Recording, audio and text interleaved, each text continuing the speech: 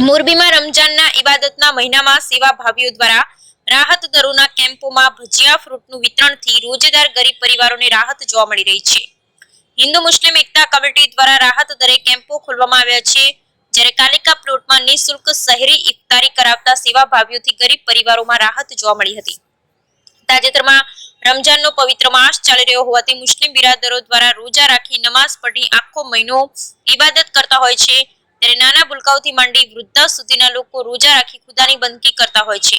ત્યારે રોજા રાખનારાઓને રોજા ખોલવામાં રાહત રહે તેવા હેતુથી દર વર્ષની જેમ આ વર્ષે પણ મોરબીના જૂના એસટી બસ સ્ટેન્ડ પર વાંકાનેર દરવાજે તેમજ મકરાણીવાસ સહિતના વિસ્તારમાં હિન્દુ મુસ્લિમ એકતા સાથે રાહત દરે ભજીયાનું વિતરણ તેમજ અનેક જાતના ફ્રૂટ લીંબુ સહિતની વસ્તુનું રાહત દરે વિતરણ કરવામાં આવે છે, જેથી ગરીબ પરિવારોને રોજા ખોલવામાં રાહત મળી રહે।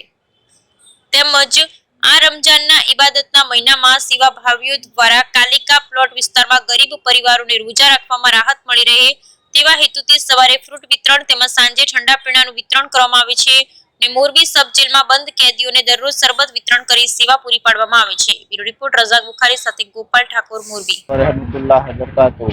રહેમત ફાઉન્ડેશન દ્વારા ત્યાં રમજાન માસમાં છેલ્લા 12 વર્ષથી આ રાહત દરે ભજીયાનું વિતરણ થાય છે, ફ્રૂટનું વિતરણ થાય છે। અહીંયા ભજીયા 185 રૂપિયાના કિલો પ્રતિ કિલો આવે છે અને ફ્રૂટમાં પણ રાહત દરે ફ્રૂટ મળે છે અને તમામ હિન્દુ મુસલમાન એકતા ગ્રુપ દ્વારા આ કાર્ય કરવામાં આવે છે અને આ કાર્ય છેલ્લા 10 થી 12 વર્ષમાં કરવામાં આવે છે।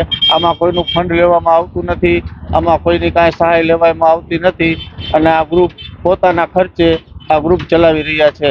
अस्सलाम वालेकुम।